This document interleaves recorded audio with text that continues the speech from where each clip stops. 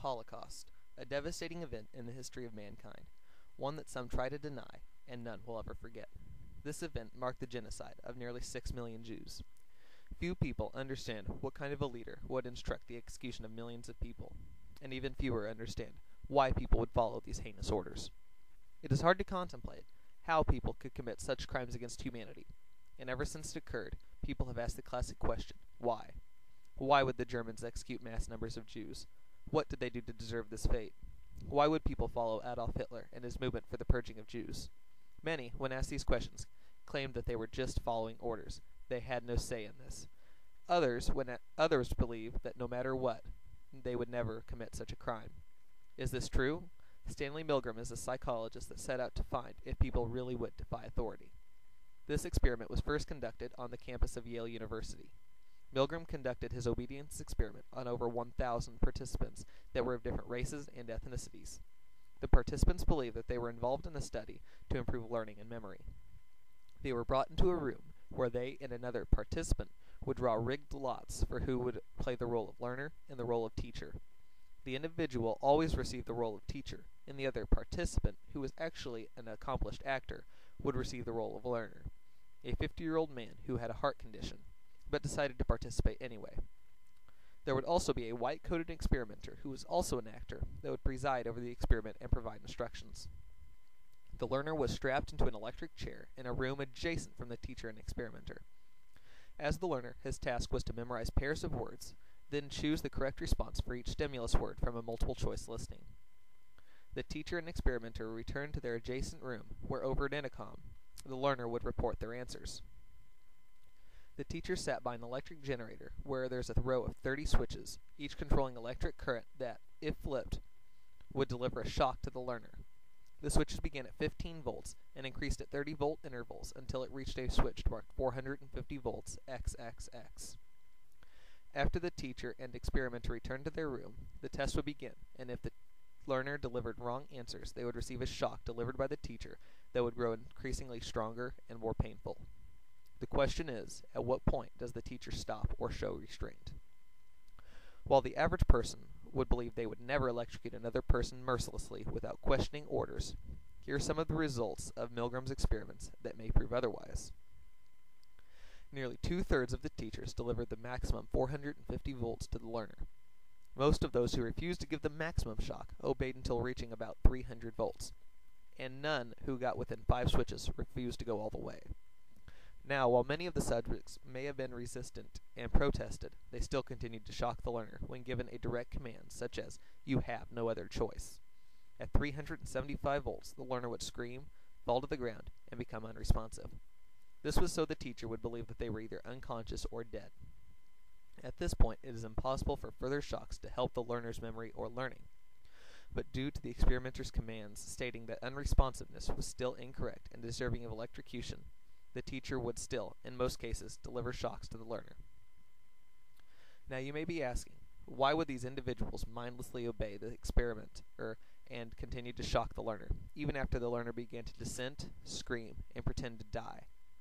Here are some of the results that Milgram learned about people's obedience to authority from this experiment. One of the first variables was the level of power given to the authority figure. For example, if the experimenter was wearing a white lab coat or plain clothes would change the amount of power held by the experimenter.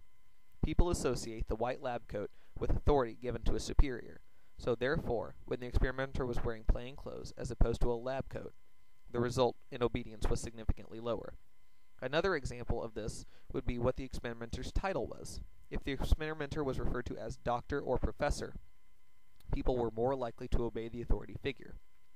To conclude, people are more likely to obey an authority figure if they are seen as superior to them in status or have more power than them. Another variable in obedience would be how the authority figure communicates commands with the individual. Milgram conducted this experiment both when the experimenter was in the room with the teacher and when the experimenter gave instructions over a telephone or intercom. As I'm sure you've already guessed, people obeyed the experimenter when he was in the room with them.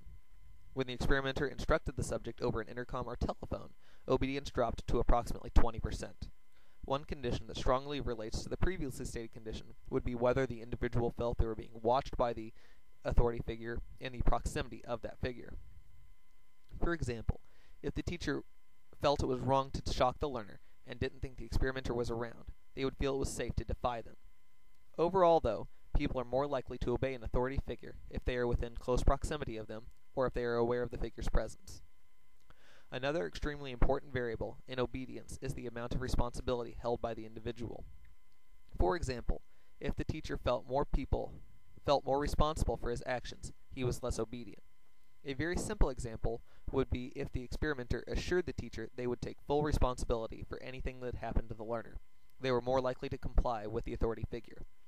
Another example would be if they were merely assisting the figure, or if the teacher was passing on commands to an assistant. They were more likely to command the assistant to deliver shocks to the learner.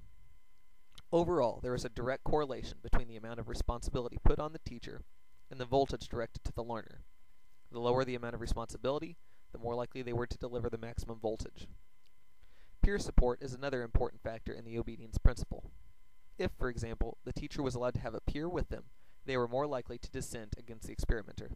If the peer was a friend of the teacher and supported the teacher's dissensions, and also felt the actions were wrong, he was more likely to influence the teacher more than the experimenter.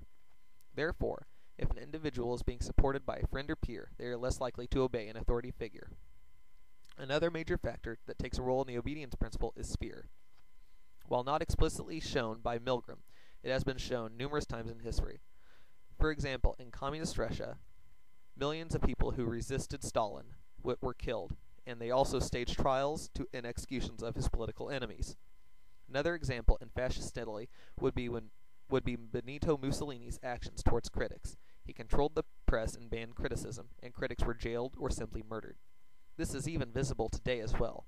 Last year, over 2,200 people have been killed in Syria by government led by Bashar al-Assad because they were protesting the government.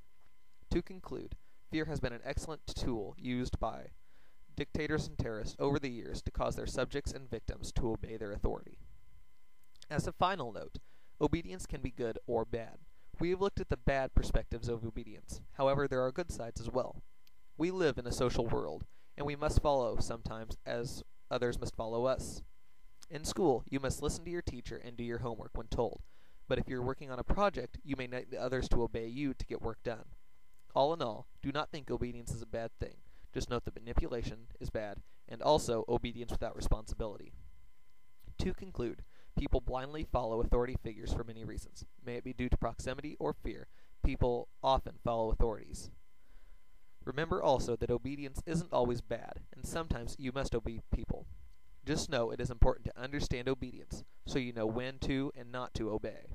Finally, it is important for people to realize that obedience without taking responsibility for your actions is also bad. So remember, if you obey a command, prepare to take responsibility for your actions, whatever they may be.